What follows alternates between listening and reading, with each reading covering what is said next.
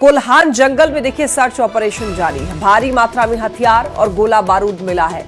5 kilo विस्फोटक भी बरामद हुआ है। बुधवार को नक्सलियों से मुठभेड़ हुई थी और मुठभेड़ में इनामी नक्सली मारा गया है। तो देखिए यहाँ पर कोल्हान जंगल में दरअसल सर्च ऑपरेशन अभी भी जारी है। भारी मात्रा में हथियार और गोला बारूद मिला है।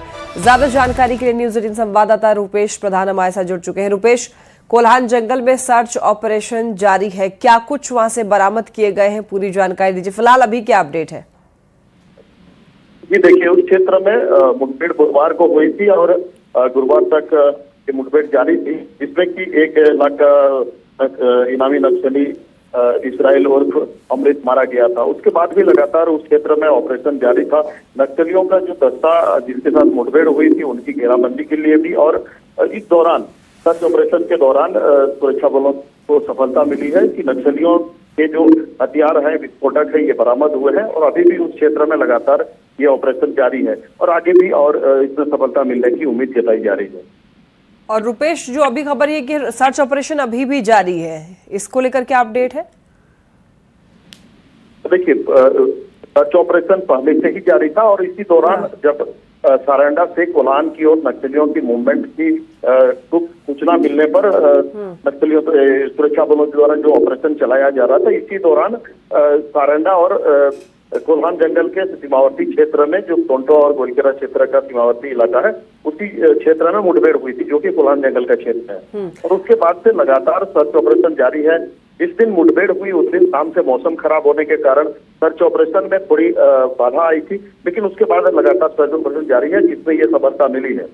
आगे अभी क्या अपडेट है ये साझा किया नहीं किया है, लेकिन 5 किलो विस्फोटक और नक्सलियों के भारी मात्रा में हथियार बरामद होने की बात सामने आई है। ठीक है, बहुत धन्यवाद इन तमाम अपडेट्स के लिए रुपेश। धनबाद से अब बड़ी खबर, प्रिंस खान का करीबी रिमांड पर लिया गया है। देखिए, सैफी उर्फ मेजर 3 दिन की रिमांड पर लिया गया है। धनबाद पुलिस ने रिमांड पर लिया है और धनबाद मंडल कारा से थाना लाया गया। सैफी पर रंगदारी और हत्या का मामला दर्ज किया गया है। प्रिंस खान का सबसे करीबी है ये सैफी। देखिए, प्रिंस खान का एक करीबी जो है वो रिमांड पर है। ज्यादा जानकारी के लिए न्यूज 18 संवाददाता संजय गुप्ता हमारे साथ जुड़ रहे हैं। संजय, प्रिंस खान का एक करीबी जो है वो रिमांड पर लिया गया, एक बार पूरी जानकारी दीजिए। 29 तारीख को आसनसोल से सैफी मेजर को धनबाद लाया गया था। उसके बाद से उसे धनबाद कोर्ट से 3 दिनों का रिमांड मिल दिया गया था। आज जो 2 तारीख है, यह रिमांड खत्म हो रही थी, लेकिन फिर से जो है तो 3 दिन की रिमांड की स्वीकृति कोर्ट से पुलिस ने ली है। लेकिन पिछले पूछताछ के दौरान में कई अहम जानकारियां मिली है। प्रिंस खान की ओर से जो भी लोकल सिंडिकेट है उनसे जुड़े हुए कई अहम जानकारी पुलिस को मिली है और इसे लेकर पुलिस कई जगहों पे छापेमारी करी है। अब तक की छापेमारी में एक जमीन कारोबारी सहित 3 जो गिरोह के सदस्य थे उनको गिरफ्तार किया गया और उसको जेल भेजा गया है। और यही कारण है कि कई अहम जानकारियां मिलने के बाद पुलिस इस 3 दिन के रिमांड को बढ़ाते हुए फिर से पूछताछ करने के लिए धनबाद थाना लाई है और पुलिस उनसे लगातार पूछताछ कर रही है, क्योंकि जो जानकारी मिली है कि प्रिंस खान गिरोह को जो रंगदारी से वसूले गए पैसे थे उसे जमीन के कारोबार में लगाए थे। उससे जुड़े हुए कई लोग हैं जो प्रिंस से जुड़ गए हैं और उन सभी सिंडिकेट को संभालने का काम सैफी उर्फ मेजर करता था। बताया ये भी जा रहा है कि सैफी उर्फ मेजर का जो है प्रिंस खान से अनबन भी है, क्योंकि रंगदारी के पैसे में कमी आई, क्योंकि पुलिस लगातार जब शिकंजा कसा उसके बाद रंगदारी के पैसों में कमी आने के बाद दोनों में अनबन हो गई है। लेकिन सैफी की गिरफ्तारी से पुलिस को एक बड़ी सफलता मिली और यही कारण है प्रिंस खान का जो भी सिंडिकेट है जो धनबाद जिले या धनबाद के आसपास जिलों में काम कर रही है, जो व्यवसायियों को रंगदारी के लिए फोन करते हैं या फिर जमीन की खरीद बिक्री करते हैं, उन सबों पर शिकंजा कस रही है। फिलहाल पुलिस सैफी से आज 3 दिनों के रिमांड में पूछताछ करेगी और क्या कुछ अहम जानकारियां मिलती है वो अब देखने वाली बात है। लेकिन फिलहाल एसएसपी ने इस मामले में कहा कि अब तक जो है एक जमीन कारोबारी सहित 3 लोगों को गिरफ्तार किया गया और उन्हें जेल भेजा गया। पूछताछ अभी भी जारी है। जब पूरी पूछताछ हो जाएगी उसके बाद वह मीडिया से पूरी जानकारी देंगे। जी ठीक है, बहुत धन्यवाद आपका इन तमाम जानकारियों के लिए। खबर गुमला से, जहां बुधवार को जमीन विवाद को निपटाने गई राजस्व विभाग की टीम पर ग्रामीणों ने जानलेवा हमला कर दिया। देखिए, इस घटना के विरोध में जोनल ऑफिस में झारखंड के कर्मचारी महासंघ और राजस्व उप निरीक्षक संघ की एक आपात बैठक हुई और इस बैठक में जिला प्रशासन के काम को लेकर के नाराजगी जताई। कर्मचारी महासंघ ने चेतावनी दी है कि 24 घंटे में आरोपियों की गिरफ्तारी होनी चाहिए, नहीं तो जिले भर के राजस्व कर्मी अनिश्चितकाल के लिए हड़ताल करेंगे। उन लोगों को दौरा दौरा करके पीटा गया है और उसके बाद जो प्रशासन की कार्रवाई होनी चाहिए वह कार्रवाई अभी तक नहीं दिख रहा है, न पुलिस की ओर से न जिला प्रशासन की ओर से। हमारे एक कर्मचारी साथी जो हैं सुजीत सिन्हा जी, वो फील्ड गए हुए थे, ज़मीन नापी को लेकर के हमारे 3-4 स्टाफ गए हुए थे और जाने के बाद वहाँ देखा गया अक्सर कि भाई महिला ने एक चप्पल उठा कर निकाल करके दौड़ा दौड़ा के मारने लगी। और पुलिस प्रशासन उस दोषीदार को अरेस्ट नहीं करके कोई थर्ड पर्सन को गिरफ्तार करके लाया है, सूचना मिला है। अब रुक करते हैं पलामू से जुड़ी खबर की। यहां पर बताया जा रहा है कि एक तिलक समारोह में फायरिंग हुई है। हादसे में 2 लोगों को यहां पर गोली लग गई है। पुलिस ने आरोपी को गिरफ्तार किया है। 2 लाइसेंसी हथियार भी जब्त किया गया है और भरत तेंदुआ गांव की ये घटना है। बता दें आपको, तिलक समारोह शादी विवाह के पहले का कार्यक्रम और यहां पर फायरिंग की खबर मिल रही है। हादसे में 2 लोगों को गोली लग गई है। हालांकि गोली क्यों चलाई गई है, फायरिंग क्यों हुई है, इसके पीछे कुछ अभी नहीं फिलहाल पता चल पाया है। पुलिस ने आरोपी को गिरफ्तार कर लिया है। राज्य कैबिनेट ने जेटेट 2026 की नियमावली को मंजूरी दे दी है। जेटेट की नियमावली को लेकर के विवाद खड़ा हुआ था। दरअसल भोजपुरी, मगही और अंगिका भाषाओं के बाहर इन भाषाओं को बाहर रखने से नियमावली पर विवाद खड़ा हुआ था और प्रदेश में आखिरी बार जेटेट की परीक्षा जो है साल 2016 में आयोजित हुई थी।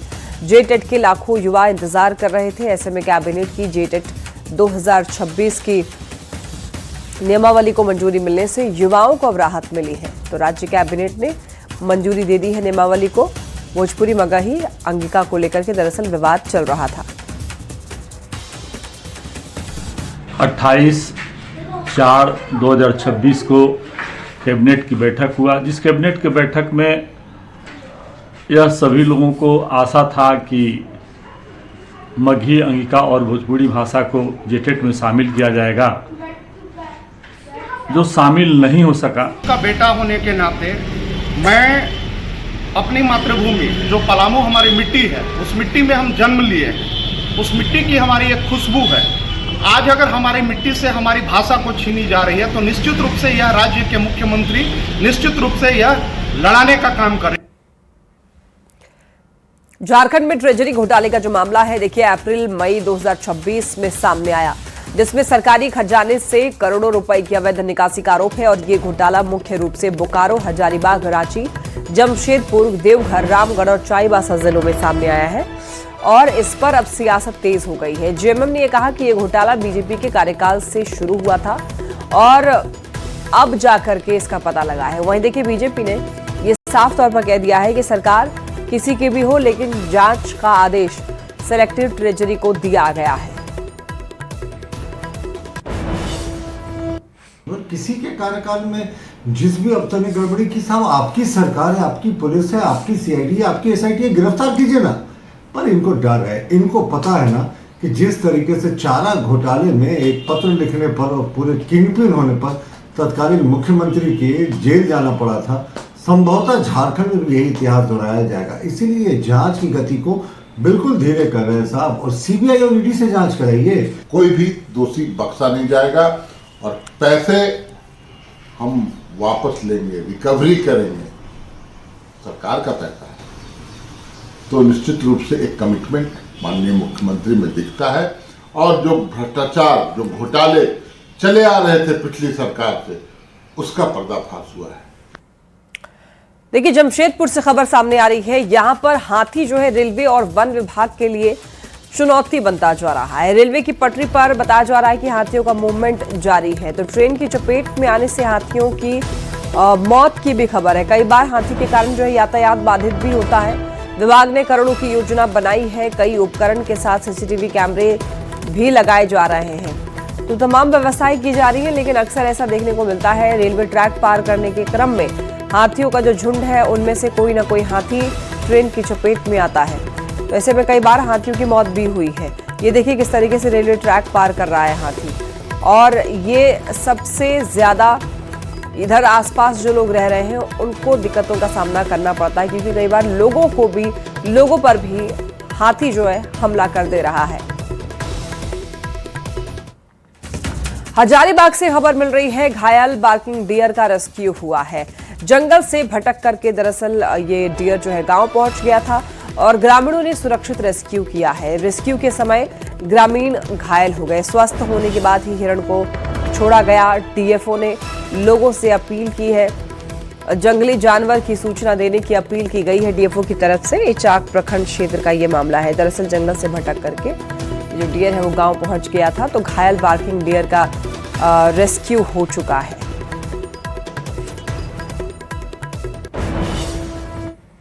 वन्य जीव प्राणी की रक्षा के लिए ग्रामीणों ने एक अच्छी पहल की है और एक बार्किंग डियर को बचाने का काम किया है। बता दें कि यह जो एक हिरण की प्रजाति होती है। दरअसल अभी हम देर रात्रि हजारीबाग के इचाक प्रखंड अंतर्गत जगड़ा जोगीडी गांव में है और यहाँ के जो ग्रामीण है उन्होंने नेक काम किया है। आखिर कैसे गांव की तरफ जो है ये डियर पहुंचा और ग्रामीणों ने कैसे रेस्क्यू कर उसे वन विभाग को सौंपा है, सीधे हम ग्रामीण से जानेंगे। भैया कैसे पहुंचा था, आपने क्या कुछ किया? ये हमारे गांव से 1 किलोमीटर के दूरी में गांव जंगल पड़ता है, वहां से गांव की तरफ आया और गांव से एक घर में घुस गया। तो वहां से लोग कुछ ग्रामीण इकट्ठा होकर उसको पकड़े और वन विभाग को सौंप दिए। मैंने हम पकड़े कैसे घर में घुस गया, 10-12-15 बकरी था, उसके अंदर में घुस गया, उसको रस्सी बांध के हम रखे। उसके बाद उसको कुछ न किए, उसको रख दिए, वन विभाग के हम जमा दे दिए। ये वन बकरा के नाम से जाना जा रहा है, वो आया हुआ है, तो किसी एक के घर में घुस के वो बकरी सबके साथ में मिल गई। तो उससे हम लोगों को संदेह हुआ कि ये बकरी सबको मार सकती है या फिर कुछ भी दुर्घटना हो सकती है। तो हम लोगों ने सोचा उसको रेस्क्यू करके एक मतलब सही व्यवस्थित रूप से उसको मतलब रखा जाए। गर्मी के कारण पानी की समस्या जानवरों में ज्यादा होती जा रही है, तो ये भी अपील करेंगे कि अपने बाहर में भी जहाँ जहाँ हो हौदा वगैरह में पानी की व्यवस्था भी कर दें। यदि उस तरह हो, जानवर बाहर से यदि आवे उसको पिए और वो चले जाए। खबर जहां 20 साल पहले लापता महिला केरल के आश्रम से मिली। केरल प्रशासन ने झारखंड को इसकी सूचना दी। सूचना मिलने पर सीओ लापता महिला के घर पहुंचे, लेकिन पति ने महिला को अपनाने से मना कर दिया। पर महिला के बेटे ने प्रशासन से मां को वापस लाने की गुहार की। प्रशासन ने भी इस पूरे मामले को गंभीरता से लिया है। मां बेटी को मिलाने की दिशा में पहल शुरू कर दी है। कोझिकोड से कि एक महिला जो आपके क्षेत्र की है 10-15 साल पहले गुम हो गई थी, तो उसे वहाँ सरकारी एक आशा गवर्नमेंट हाउस है, वहीं पे रखा गया है। अब उसको होश हो गया तो अपना सारे परिवार वगैरह का नाम ले रही है। तो उनके द्वारा बताया कि दलदली कम ससुराल है और राजू मुर्मू उनके पति हैं। तो अभी उसी के सिलसिले में हम आए हुए थे यहाँ। तो एक्सेप्ट तो कर रहे हैं कि हमारी पत्नी है, लेकिन बहुत सालों से पहले चली गई है, चाहे दूसरा परिवार बसा लिए हैं, तो उनको लाने का मन नहीं है। इसके लिए तो उनका लड़का से मेरा बातचीत हुआ, हम लोग सब सामने थे, सीओ साहब भी, आप लोग भी हैं। तो उनका लड़का तो एक्सेप्ट कर रहे हैं कि मम्मी को आने से हम रखेंगे। रामगढ़ जिले के अग्निशमन केंद्र में कर्मियों और संसाधनों की कमी है। अग्निशमन केंद्र में 24 की जगह केवल 8 कर्मी ही हैं और अग्निशमन केंद्र में 3 बड़े फायर टेंडर हैं, जबकि मिनी वाटर टेंडर की कमी है। शहर की सकरी गलियों और भीड़भाड़ वाले इलाकों में आग लगने पर बड़े फायर टेंडर का पहुंचना मुश्किल होता है। इस वक्त मैं मौजूद हूँ रामगढ़ के अग्निशमन केंद्र में। आप हमारे पीछे देख सकते हैं, ये यहाँ पर 3 वाटर टेंडर हैं, जिसमें एक वाटर बाउजर भी है। हालांकि यहाँ मिनी वाटर टेंडर नहीं है, जिसके कारण रामगढ़ शहर के सघन आबादी के बीच में गाड़ियों के आने जाने में दिक्कत होती है। खासकर जब आग लग जाता है उस समय में काफ़ी परेशानियों का सामना करना पड़ता है। चूँकि रामगढ़ जो है एक औद्योगिक जिला है, खनिज संपदा से भरा हुआ जिला है, यहाँ अगलगी की घटनाएं अक्सर घटते रहती है। और यहाँ पर ये जो अग्निशमन केंद्र है, यहाँ कर्मियों की कमी से भी जूझ रहा है और फायर टेंडर की कमी से भी जूझ रहा है। ऐसे में हम सीधे बात करेंगे, यहाँ पर आपके पास कितना फायर टेंडर है, कितने कर्मी हैं? मेरे पास 2 वाटर टेंडर है, 1 वाटर मौजर है, मेरे पास 7 कर्मी हैं, 3 अग्निक चालक, 4 हवलदार चालक, 1 अग्निशमन बल प्रभारी। मिनी वाटर टेंडर आपके पास नहीं है? ना, मिनी वाटर टेंडर मेरे पास तो नहीं है। सघन आबादी है, संकरी गली में जाने में दिक्कत होती है? जी होती है सर। तो उसके लिए क्या आप लोग प्रक्रिया अपना रहे हैं? हम लोग का मुख्यालय से हुआ है मांग मांग किए हैं जी, ले अभी तक मिला नहीं। मिल जाएगा लेकिन सर जल्दी। कुल 8 ही यहाँ पर एक पदाधिकारी लेकर 8 लोग जी, कुल 8 हैं। ऐसे में जब कहीं बड़ा आग लग की घटना होती है तो परेशानी होती है। परेशानी तो है लेकिन क्या करना सर, तो आग तो बुताना पड़ेगा ना। बुझाना पड़ेगा जी। तो संकरी गलियों में आग बुझाने में काफी सहूलियत होगी। फिलहाल जो है रामगढ़ अग्निशमन केंद्र जो है संसाधनों और कर्मियों की कमी से जूझ रहा है। जावेद खान, न्यूज 18 रामगढ़। हजारीबाग में NH-19 पर बरही से सिंगरावा तक करीब 14 घंटे से 12 किलोमीटर लंबा जाम लगा और गाड़ियां यहां पर रेंग रही और इस जाम में फंसी जनता बेहाल। सड़क निर्माण एजेंसी की लापरवाही और प्रशासन की टीम के एक्टिव नहीं रहने से हालात और ज्यादा बिगड़ते जा रहे हैं। ऐसे में जनता पूछ रही है आखिर उनकी मुसीबतों का अंत कब होगा। हजारीबाग में NH-19 पर महाजाम, बरही से सिंघरावा तक रेंग रही गाड़ी, प्रशासन नदारद, निर्माण एजेंसी लापता, जाम से लोग बेहाल, प्रशासन से सवाल।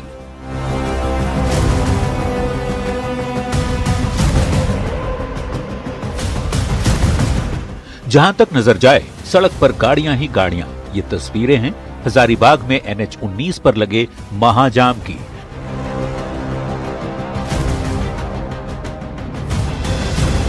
करीब 12 किलोमीटर तक लगी गाड़ियों की कतार बताने के लिए काफी है कि इस सड़क जाम को हटाने में प्रशासन की टीम कितनी लापरवाह है। 14 घंटे से ज्यादा का समय गुजर चुका है, लेकिन न तो गाड़ियां आगे बढ़ रही हैं, न ही सड़क जाम हटने के ही संकेत मिल रहे हैं। नतीजा, लोगों की परेशानी बढ़ती जा रही है। लंबी कतार लगी हुई गाड़ियां रेंग रही है, लेकिन फिर भी कोई प्रशासन हो या कंपनी का कोई भी अधिकारी हो या सेफ्टी अधिकारी हो, कोई यहाँ पे देखने वाला नहीं है। मैं प्रशासन तुरंत मांग करता हूँ, जिला प्रशासन से संज्ञान लेते हुए कि सारी जो सुविधाएं असुविधा हो रही है जनता को, इसको तुरंत खत्म करने का काम करे। सड़क जाम से छोटी गाड़ियां तो किसी तरह दाएं बाएं कर निकल रही हैं, लेकिन ट्रक, बस, शादी बारात की गाड़ियों के साथ एम्बुलेंस भी जाम में फंसकर त्राहिमाम की गुहार लगा रही है। आरोप है कि बरही से सिंघरावा तक सड़क निर्माण कार्य अधूरा है, जगह जगह गड्ढे हैं और डायवर्जन के भी बेहतर इंतजाम नहीं है। निर्माण कंपनी और प्रशासन दोनों पर लोग ठीकरा फोड़ते दिख रहे हैं। जो सड़क निर्माण कंपनी है उनके द्वारा जो है निर्माण कार्य में लापरवाही बरती जा रही है, या फिर कह ले जो जगह जगह पर जो है निर्माण कार्य जो है अधूरा पड़ा है, इस वजह से जो है यह समस्या देखने को मिलती है। लोग बताते हैं कि आज ही ऐसी जो है जाम की स्थिति नहीं बनती है, लेकिन इससे पहले भी जो है वो लगातार देखने को मिलती है। लेकिन इतना लंबा जो है लगभग 12 किलोमीटर सड़क जाम की स्थिति जो है वो बनी हुई है। सड़क पर ट्रैफिक पुलिस के जवान मौजूद रहते हैं, लेकिन उनकी भूमिका चालान काटने से ज्यादा नहीं दिखती। नियम तोड़ने पर आम जनता पर गाज गिरती है, लेकिन सड़क निर्माण एजेंसी की इतनी बड़ी लापरवाही, जिसकी वजह से जाम में फंसे लोग बेहाल हैं, उस पर कोई कार्रवाई नहीं होती। फिलहाल इंतजार है सड़क जाम के हटने का, इसके बाद इसके स्थायी समाधान का, ताकि लोगों के लिए NH-19 का सफर पीड़ादायक नहीं बल्कि आरामदायक बन सके। यह एक बहुत समस्या है, क्योंकि ऐसे में जो है कई एम्बुलेंस की वाहन की बात कर ले या फिर इमरजेंसी सेवा की जो वाहन है वो भी ऐसे जो जाम की स्थिति है जो उसमें फंसे हुए हैं। देखने वाली बात होगी कि यह जाम जो है बिल्कुल जो है कब तक क्लियर हो पाता है और आवागमन का जो स्थिति है वो सामान्य हो पाती है। सुशांत सोनी, न्यूज 18 हजारीबाग। रांची के मोरहाबादी मैदान में सोना सोबरन मेमोरियल सोसाइटी के द्वारा बड़ा हेल्थ कैंप लगाया गया और इस कैंप का मुख्य उद्देश्य राज्य में बढ़ रहे कैंसर मरीजों की स्क्रीनिंग करना और उन्हें सही उपचार देना है। इस कैंप में सर्वाइकल, ब्रेस्ट और ओरल कैंसर के साथ हाइपरटेंशन और डायबिटीज के लिए स्क्रीनिंग की गई। वहीं इस कैंप का उद्घाटन रांची उपायुक्त मंजुनाथ भजंत्री ने किया। इस दौरान Ranchi DTO Akhilesh Kumar, civil surgeon doctor Prabhat Kumar भी मौजूद रहे। मोरहाबादी ग्राउंड में सोना सोबरन मेमोरियल सोसाइटी और जिला प्रशासन संयुक्त तत्वाधान में यहाँ हेल्थ चेकअप किया जा रहा है। विशेषकर जो सर्विकल कैंसर और ब्रेस्ट कैंसर का जो महिलाओं का जो है यहाँ जांच किया जा रहा है, क्योंकि आज के समय में बहुत सारे जो बिना जांच के अचानक लास्ट स्टेज में पहुँच जाते हैं और निःशुल्क हेल्थ चेकअप भी आज हो रही है। फिर ब्लड डोनेशन कैंप भी लगाया गया। निश्चित रूप से ये इस कार्य के माध्यम से बहुत सारे लोगों को यहाँ राहत मिलेगी। राजधानी रांची में गर्मी शुरू होते ही कई इलाकों में पानी की समस्या बढ़ने लगी है। रांची के कई इलाके ड्राई जोन में तब्दील हो गए हैं। निगम के टैंकर भी हर जगह पानी की सप्लाई नहीं कर पा रहा है, जिससे लोग परेशान हैं। लोगों का ये कहना है कि कभी कभी पानी का टैंकर आता है और जब भी आता है तो गंदा पानी मिलता है, जिसका इस्तेमाल पीने के लिए नहीं कर पाते हैं। मेयर का यह कहना है कि कोशिश की जा रही है, लेकिन निगम के पास टैंकरों को भरने के लिए केवल 2 पॉइंट ही हैं, बाकी सभी खराब पड़े हुए हैं।